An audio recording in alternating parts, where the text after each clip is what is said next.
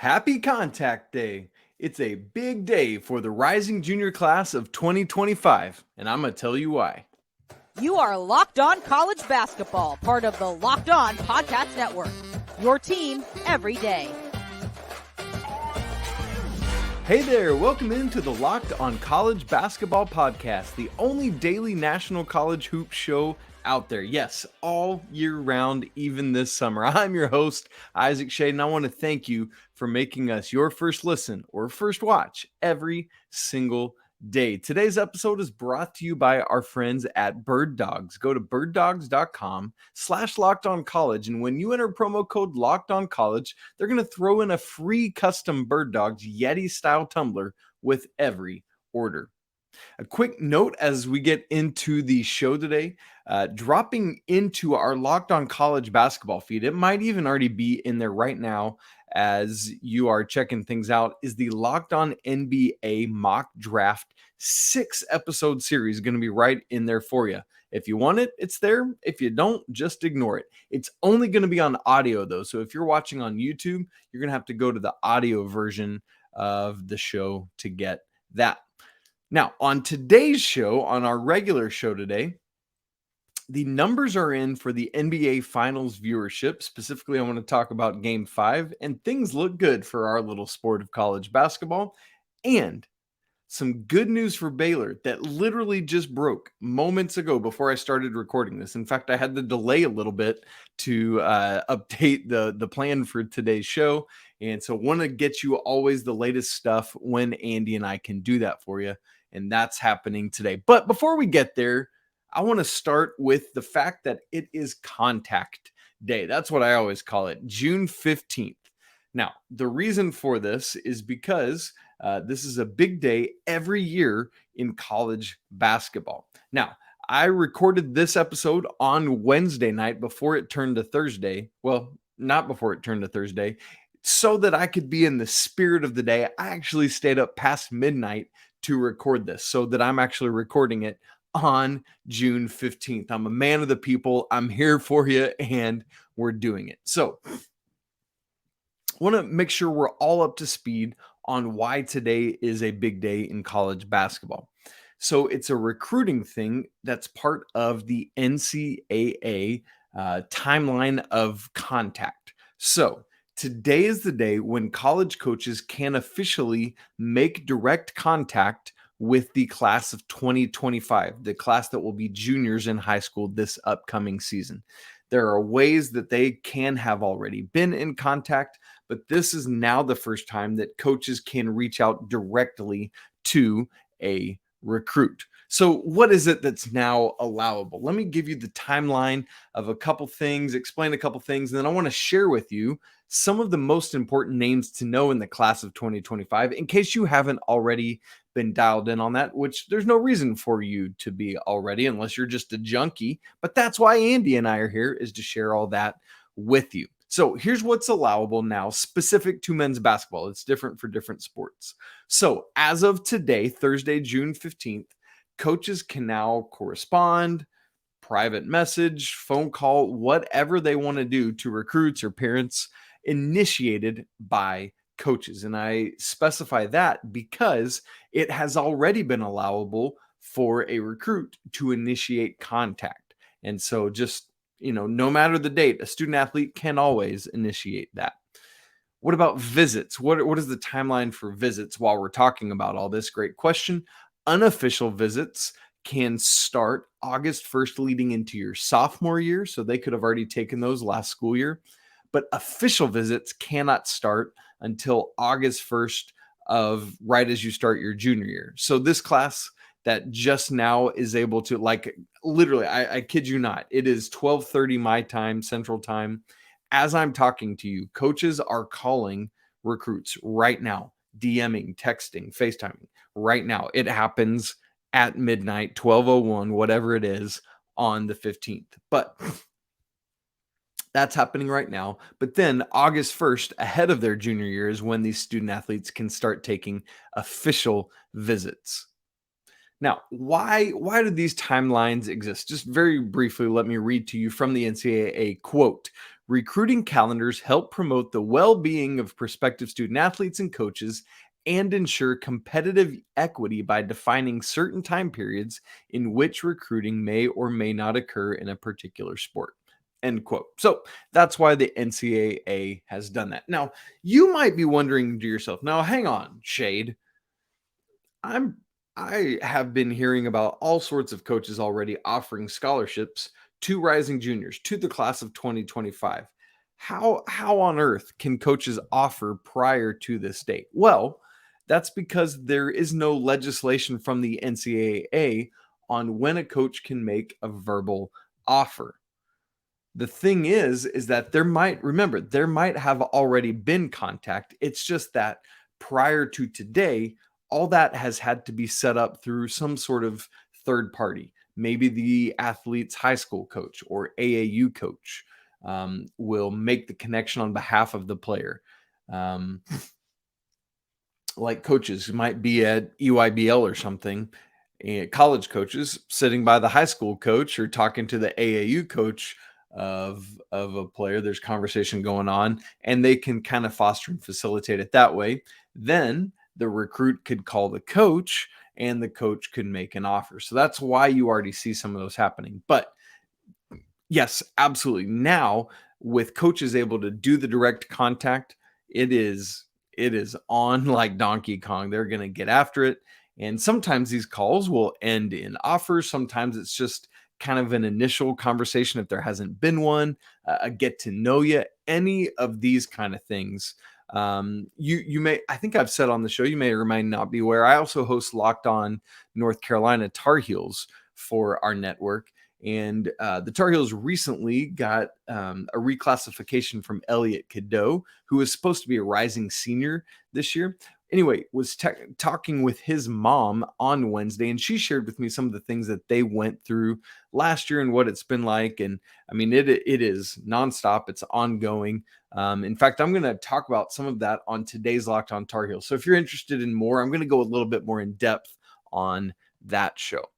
Now, I want to make sure that you know some of the top names in the class. So what I've done is gone through each of the 4 major recruiting services. So that would be ESPN, Rivals, 247 Sports, and On3. Those are like the 4 main recruiting to look at, like who are the guys that show up in the top 10 of all 4 of those. And it's pretty wild, actually. In this class of 2025, there is a good deal of what I've been calling homogeneity, a lot of consensus about this top 10. In fact, 8 of the 10 players show up in all 4 of the recruiting services top 10, including a consensus top 2. So here are the first 2 names you need to know. Number 1, the consensus number 1 player in this class, he's number 1 at all 4 of those sites, is Cameron Boozer, the son of Duke alum Carlos Boozer. By the way, Cameron's twin brother is also a highly rated recruit in this class. Not as high as Cam. Cam's the clear-cut number 1, but you've got him as well in the 20s. Second, the consensus number 2. Again, this guy is number 2 everywhere, is Cooper Flagg, Flagg. So those are the 2 biggest names you need to know right now, Cameron Boozer and Cooper Flagg. The next guy I want to bring your attention to is Koa Peat, who is out of Arizona. He is 3rd everywhere except for On3, where he's 6th. And so essentially the consensus number 3 player in this class right now. So Boozer, Flagg, and Koa Peat.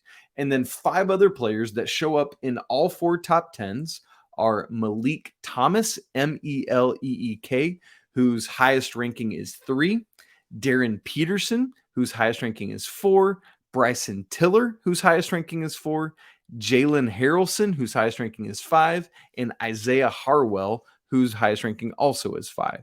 And then obviously you're going to have a lot of other players, but right now, those are the 8 consensus top 10 players who are, again, consensus top 10 at all 4 of the major recruiting sites. So just want to give you a little bit of a primer on contact day, that I call it, and then who some of these players are. Because I know you might not be necessarily diving in deep into who these players are.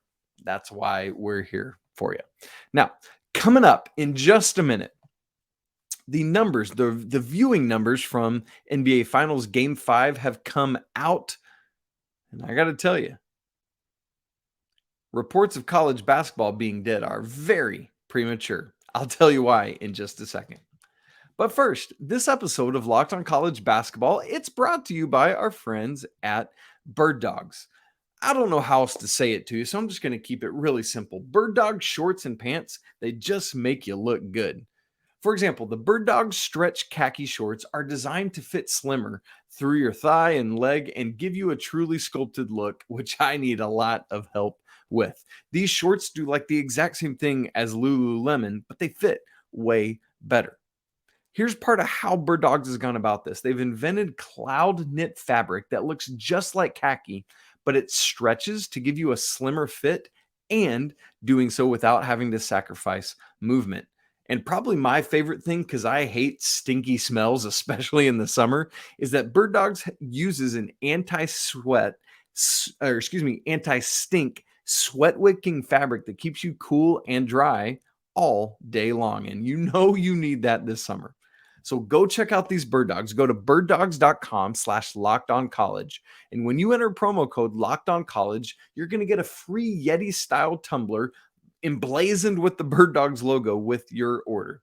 Again, that's birddogs.com/lockedoncollege for a free Yeti-style Birddogs tumbler. You don't want to take your Birddogs off. You'll wear them all summer long. We promise you. Okay. Hey, you everydayers, just want to remind you again, thanks so much for being with us.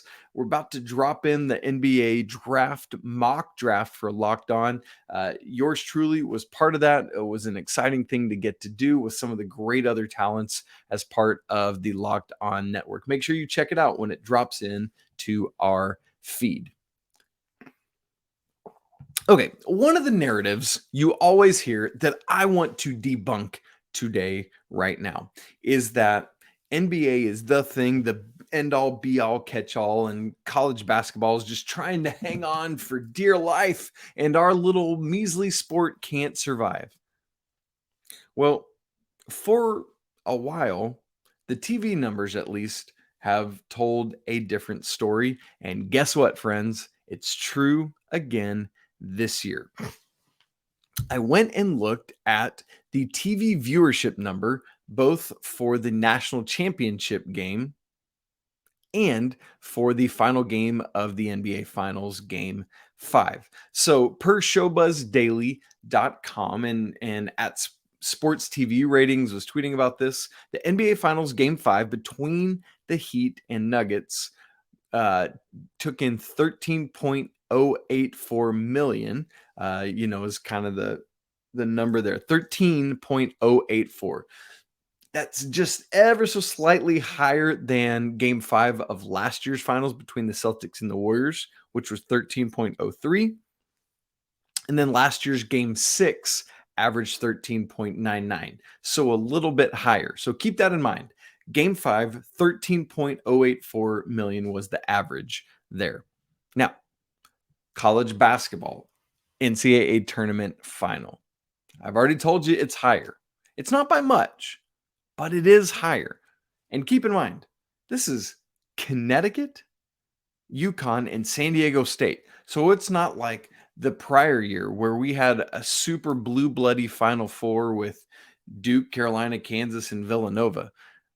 This was UConn against San Diego State. And I know UConn maybe is getting to blue blood status. I know people kind of argue back and forth about that.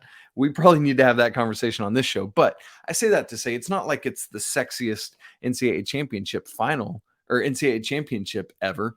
But UConn, San Diego State averaged 14.69 million viewers. And that's by Nielsen numbers. Like I'm taking this number direct from LA Times reporting on it. So these are all reputable numbers I'm giving you. So NCAA championship, 14.69. Game 5 of the NBA Finals, 13.084. Now, here's the thing about both of these entities. These are low numbers. The LA Times went on about the national championship. The previous low was a combined 16.5 million for Villanova's victory over Michigan in the 2018 final. Now, and that was on TBS, TNT, and True TV. Keep in mind, this year was on CBS, so it was even on a major network. But here's the thing. Even with that low viewership, the national championship final drew record low viewership, but still had the biggest audience for a professional or college basketball game since last year's national championship. You hearing me? From Kansas beating North Carolina in the 2022 championship, there was no other game that drew a bigger and no other basketball game that drew a bigger viewership, professional or college, until this year's national championship, and none of the NBA finals dwarfed it either. Yeah. College basketball is alive and it is well. Thank you very much. So I'm over here like Christmas tunes, like go tell it on the mountain.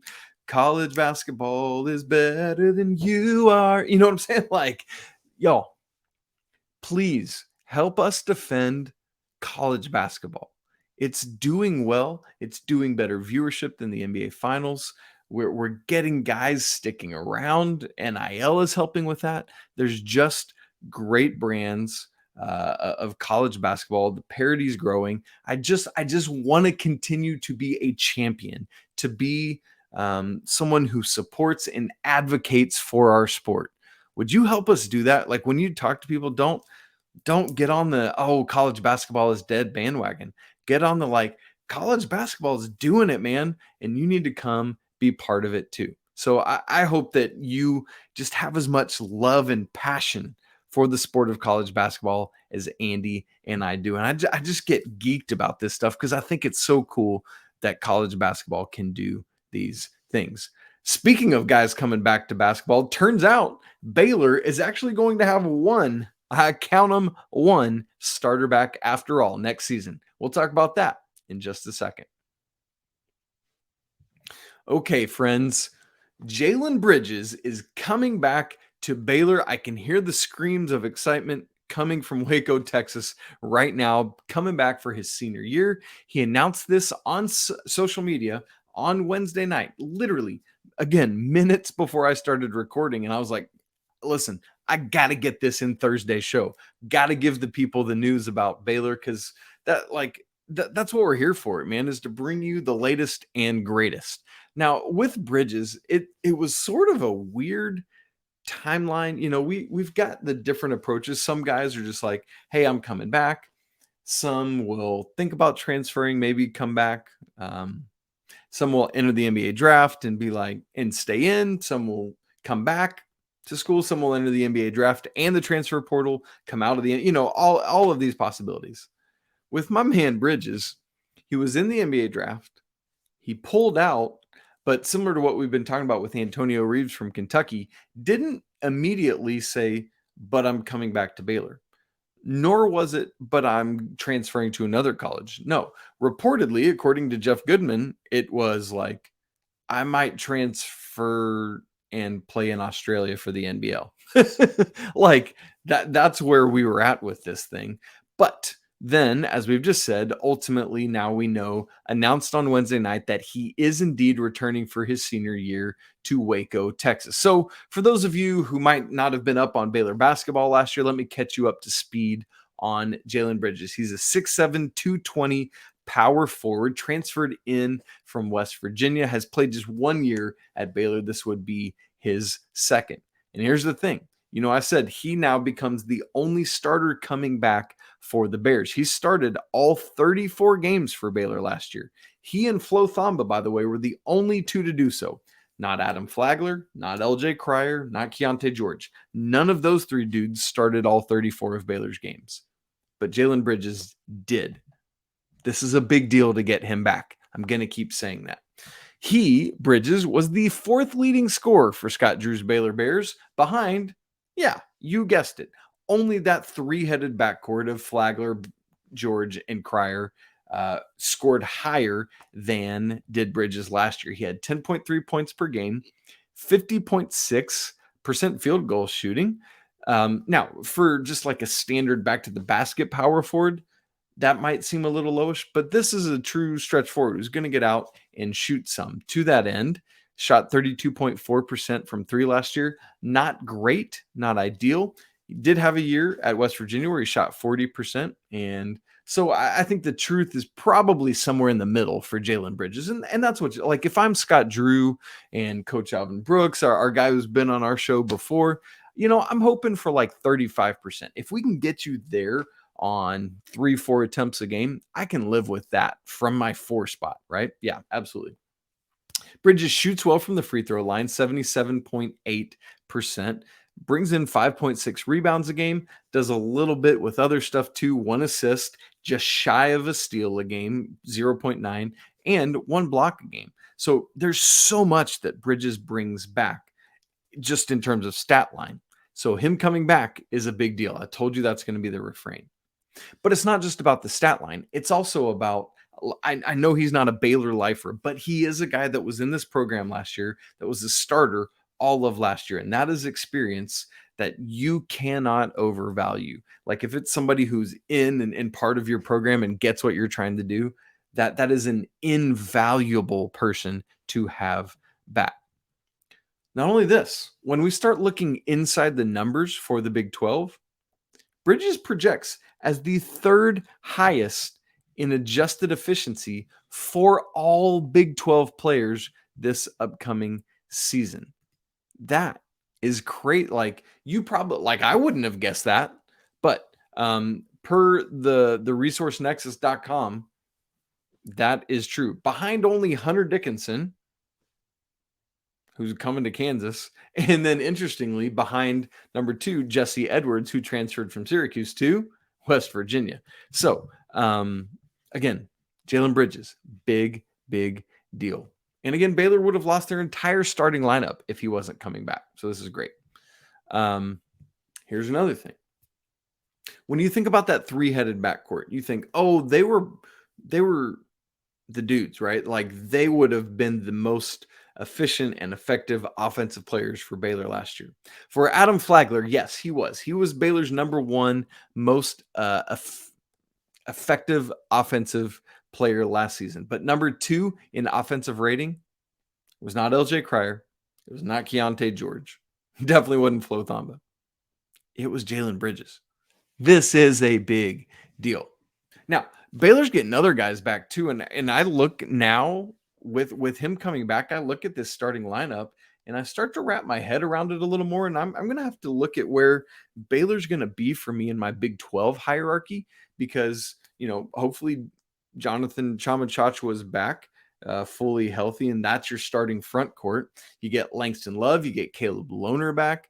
I'm excited to see once Flagler decided to stay in the NBA draft, then Ray J. Dennis came over from Toledo. I think he's going to be a big addition for Baylor.